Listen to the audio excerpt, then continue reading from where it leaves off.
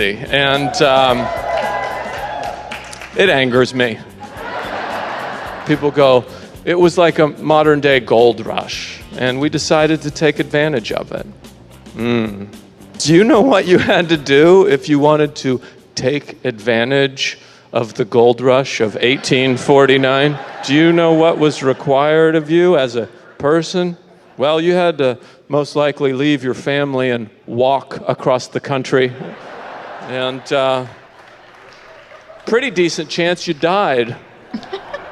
But if you survived, maybe you had enough left over, you bought yourself a mule, you went up into the mountains of California, and you just started digging into the earth. And you hope to find money in the dirt. But if you put your stimulus check into Dogecoin, personally, I don't feel that the analogy carries. That's how I feel. There's Ryan Hamilton extolling the virtues of the blockchain right there and in all of its glory. My favorite part of that whole bit is you going, I put money in crypto. Yeah, good. How are you? I'm okay. I don't even know how you guys found that clip. That's hilarious. I have my ways of finding that's things. Like a deep. That's a deep. It's a deep cut. Yeah. It's from Howie Mandel and friends. Oh, yeah. That's a thing I did like in the middle of the pandemic, I guess, where I was like, let's just do something. Right. They had this thing going on. Yeah.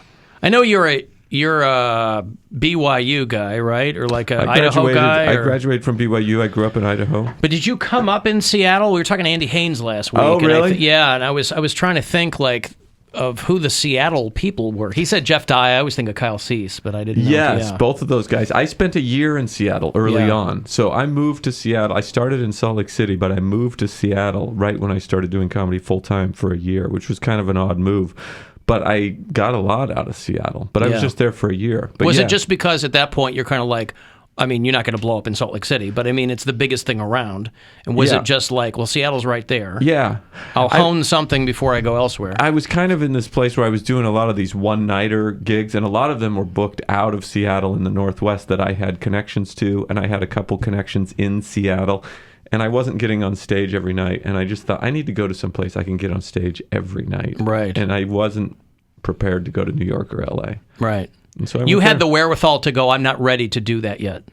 Yeah. Yeah. I felt like that was just out of my league. Because I think some people, I understand where you're coming from, but I think some people go, well, I'll go there and then just grind in the scene and then figure it out. Whereas it sounds like you thought, well, I want to get to a point where I can maybe jump in a little bit ahead once I get there. Yeah. And it was good for me. I was about getting on stage. I just wanted good stage time every night. I thought if I'm going to do this full time, I have to get on stage every night, because I would be in Salt Lake being like, I'm trying to be a comedian, and I was just spinning my wheels. Was there any kind of scene in Salt Lake City? There was. Yeah. There was like a couple clubs. I would get really good stage time on the weekends, but during the week, there was nothing for me to do. But you also...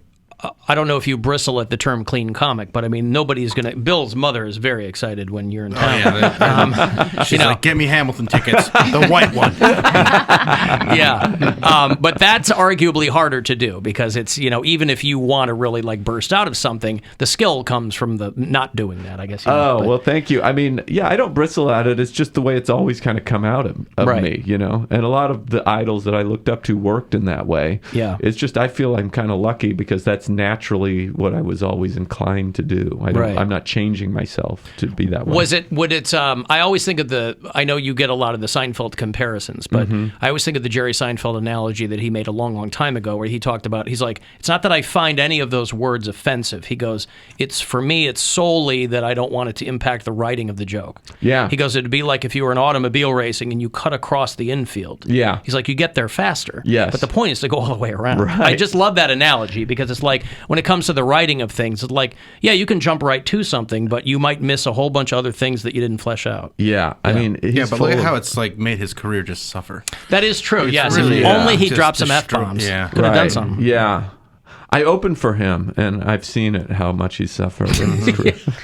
He gets So off the sad. jet. He does his. He goes back to the jet. He's in his own bed. Doesn't matter. He could be in Salt Lake City. He's back in his own bed by 1 a.m. That is an amazing thing. I've never experienced. Sometimes we're in the air, and I'm like, I don't think people have left the venue yet, and we're like in the air. Yes, that would be strange. Crazy. Yeah. But I've heard him use this analogy where he says, "I just like to play hardball," and to me that makes he's such a purist. You know? And he's like, softball is one thing. I like to play hardball. Right. The very top level is when you're just really digging in and trying to figure it out. I think when you're at that level, it's all hardball. Like, there's no real, because writing a joke is hard, whether it's clean or not. Yeah. I don't really think in this day and age, maybe earlier when people were more reactive to just hearing a swear word, but now we hear it so often that it's not the same as it used to be. I think your ears don't perk up the way that Right. So I know you do shows with Tom Papa too. I didn't know if that was like an official thing, or you just happen to do some with him, or we're just starting. We co-headlined a thing in San Diego like a week or two ago, and it was great. Yeah. We've been talking about it for years, and we're finally trying to get it together, and it's really fun. What was the point? I know because everybody has seen Ryan Hamilton is here, and he's at Hilarities this week, and you can go to pickwickandfrolic.com for the information. Everybody has seen you. You've done all the late night shows and things. What was the point where you were kind of like, way beyond getting stage time, you're like, I'm starting to feel like I'm getting somewhere here. Was it a TV spot or was it something else? Creatively, it was before the TV spots. I felt like I was doing good work. And then I would say the thing that changed my career was the Netflix special, was the thing that made me go from clubs to being able to do some theaters, bigger shows. Happy Face? Yes. Yeah. Mm-hmm. That was the thing that really moved the needle more than anything else. Everything else was somehow more controversial than Dave Chappelle's special. He gets canceled everywhere he goes. He can't help it. Poor Ryan Hamilton. Think about Ryan Hamilton. He's got to say what's on his mind. Comedy bad boy. But no, right? I saw you at Playhouse Square a few years ago, and Jim Tooze was opening for you. Yeah. And what I love about your comedy is, clean or whatever, you still have a darkness in you that is like you're very fed up with certain types of humans, and I really love that. But I always thought it's like this very nuanced, very like it's those annoying people out there that are just very rude. Like you're a kind person that's tired of rude people ruining everything, and that's kind of and you're a voice for those people. Yeah, well, Happy Face gets confused because it's like ironic, you know. Yeah. I mean, the joke is I look like this, but I don't feel like this. Exactly. You know? Right. Yeah. So, but that to me is way more effective than somebody who's like ranting kind of or screaming. Is that undercurrent of this is all bubbling here. Yeah. And I'm keeping you from exploding, right? Yes. I haven't pulled the pin, and you're Right. lucky I haven't. right. Yeah. Right. I got to give away some money here very quickly. It's $1,000. It's a chance for you to go fuel yourself. So listen closely. It's your second to last chance to grab some of this today. So listen and good luck. The Buzzard wants you to go fuel yourself and score $1,000. Enter the nationwide keyword GREEN at WMMS.com. That's GREEN. Enter it now at WMMS.com. And good luck from Buzzard Radio. So if you listen to the show on the iHeartRadio app, you can listen all across the country. And so we have people who listen. We have a map over Bill's shoulder there. And we have Taylor, who was a bureau chief in Rexburg, Idaho. And right up the street from Rexburg is a little town called Ashton, Idaho. Wow. And that little town of about 1,000 people, Yeah. it's like a half an hour away, isn't it? Rexburg and Ashton. I've heard of it. Yeah. Yes. Because I was going through, I'm like, I know, because I know where you're from. I go, man, I know we have somebody who told us they listen near there. And so I was mapping it, and I was like, Rexburg is like 27 minutes from your town. Yeah, Rexburg is where we would go to watch a movie. Yeah. Get a Oh, bite that was to the eat. metro That's the area. big city. Yeah, big city. that's where the Walmart is. I'm not lying. That's the epicenter. Then, Yeah, when they yeah. put the Walmart in. Yeah, I went to school there for 2 years in Rexburg. There's a little college there. Now it's a bigger college, but Yeah. it was a 2-year school when I went there. What did mom and dad do? They had interesting career paths. They were both, creative people in their college years. My mom was an amazing writer, still is, and my dad went to school, studied art education. But they lived in this. They eventually went back to this little town, and my dad became a lineman, and then eventually worked for this power company, and eventually became. He was the Wichita lineman in real life. He was the Glenn Campbell song. Yeah, right. He was for a time in his life, Yeah. but then he eventually moved in and became like a draftsman and learned how to be an engineer on the job, which you could never do today. That's it. On the job, Yeah, just, yeah, it's figure it crazy. out. He said it was crazy. You could never figure that out today. But yeah, he learned how to design electrical substations on the job. Wow. But I would imagine as you're deciding this, what you want to do, no pushback from them. They're like, They were like, as long as you go to college, I think they were pretty good.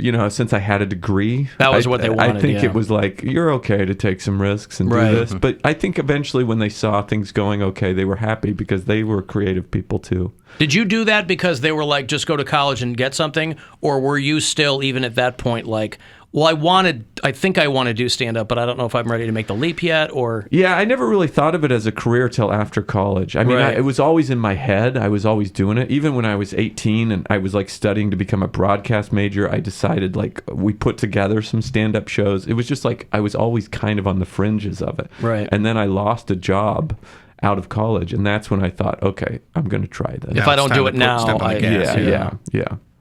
And so then that's Seattle, or that's when you go to... Shortly after that, I Yeah. went to Seattle. And you go to Yeah. LA, or you go to New York when it's time to make the jump? Well, I was thinking about going to LA, and then I got this offer to do this Comedy Central thing, and it was my first TV spot. It was live at Gotham, the first Comedy Central live at Gotham, and I went there. wow. It was in New York. I'd never been to New York. So how were you on their radar? I did this thing. This sounds so crazy, but I sent a VHS tape to Comedy Central. Yeah, I mean... Yeah, in like probably 2004, 5, 6, and they had a competition called Open Mic Fight, and Yeah. you would send a VHS tape, yeah. and they selected comedians from VHS tapes, and they selected me. And they sent, this is how crazy comedy was at the time. I sent a VHS tape. They flew me to Boston to compete in a competition off VHS. Off the VHS. And I went first, and I didn't know what I was doing, and I bombed, and I flew home going, I guess my career's over. But I was on their radar, and Yeah. a couple years later, Dan Cummins actually was doing live at Gotham, and he had Those thrown Idaho boys Yep. sticking up for each other. Yep. And somebody dropped out, and Dan threw my name around. They go, oh, we know him. And they called me last minute to fill in for somebody. That's Wow. awesome. Yep. And I walked off stage. I'd never been on stage in New York. I was first. Andy Kindler was warming up. Oh, God. As Andy Kindler does. Sure. And For 45 minutes, he was warming up. And I walked off stage. I happened to have a good set. And Amy Schumer, who it was also her first TV set, she walked up to me and said, I don't know who you are, but you're moving to New York, and we're going to get a place together. Wow. And we never got a place together, but it put it in my head. We both did Last Comic Standing shortly after that. And then I moved to New York, and she really helped me out. How's she doing? Did she make it? She's doing okay. Yeah. She's doing okay. Her and Seinfeld, they're just still struggling, trying to figure it out. You know? I get attached to these people. I can't seem to figure out their trajectories for myself, but it was good. So then I just moved there for like a while, and then I just stayed. Where did you shoot Happy Face, the Netflix? I insisted on shooting it in New York. Yeah. They came to me and said, look, we're going to do this if you want, but it's like a last minute thing. You have 6 weeks to give us a finished product. Yes or no? So, okay, so walk me through this. So Netflix comes to you. Yeah. Because all you hear about, we were talking about Monique yesterday. I mean, as an example of somebody who's Mm-hmm. like, why don't I have a Netflix special and why don't I have $4 million and whatever? Obviously, that's not you. They come to you and they say, we want to do an hour with you, but we got to do it right. How did they come to you at the last minute? It's a weird thing. I don't know. I don't even know how that works, I don't obviously. either, to be Yeah. honest. They're very closed mouth about all Yeah. this stuff. But we'd been knocking on their door for a long time, and they said, no. I was ready to go. Oh, you had been. Yeah, I was, yeah. and I was ready to look at other options, and we were close to doing some other stuff. And then they just out of nowhere called me and said, we need something like you. I'm not going to tell you why. The algorithm said that now is the right time. Yes. The algorithm does our Yes. jobs for us. They said it has to be clean. Yep. and it has to be done in 6 weeks. And it has to be now. Yeah, yes right. or no. Right. And they were like, we won't budge on anything. And so we were... But you had an hour. I had the hour, but the production was hard to put together. Okay. We had to find the theater, hire production company, hire directors, build a set. So wait, they don't do that. Netflix doesn't do that for you? It depends on the deals. My deal, I think, they just gave us a budget. I get a chunk of the budget. The rest of the budget goes to the production. But okay, so they paid for it though. They just said, they paid for "Here's it. the money, figure it out." Yeah, Okay. yeah. And make it good. Right. Yes, and right now. Yeah. Right. So it was. They have oversight over some of the stuff, like they approve the name, they approve stuff, but they didn't really say too much to me about any of it. But That's cool. it was crazy. I mean, it was so crazy and intense, and there's a lot of things about the production that I learned that I would do differently now. But, But do they give you... I'm only half joking about the algorithm because they have minute-to-minute kind of data on these things. Yeah. Now, Yeah. what stays and what goes. Oh, yeah, it's crazy. Are they hitting you up like a few days later going, hey, it's people like it? They don't tell you anything. They don't. They just Okay. are like, It's up there. Good We're luck. trying to find out this stuff desperately, and they're like, yeah, it's in our system. It's so weird, isn't it? Yeah, How yeah. like that's just that Well, 'cause- machine now. Yeah. That, Because if they tell you it's doing well, if they want to hire you, Yeah, it they gives want to give you them again. power. They go, oh, well, our last one did really well. We have all these measurements on it and analytics on it. You got to pay us this time. And they go, oh no, I didn't do that. They learned that lesson.